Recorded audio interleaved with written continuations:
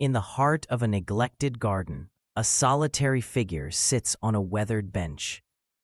The once vibrant flowers now wilt, mirroring the protagonist's inner loneliness. This scene captures the essence of isolation, setting the stage for a journey of self-discovery.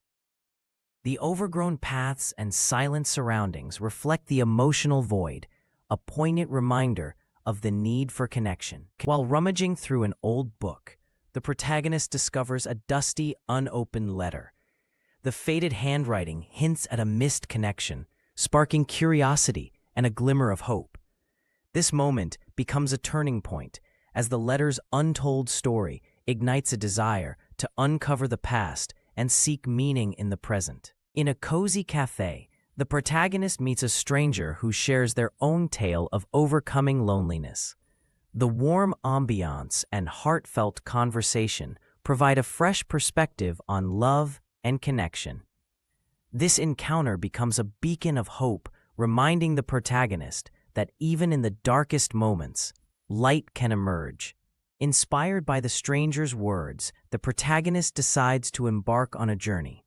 Packing a small backpack and studying a map, they prepare to seek answers and rediscover themselves.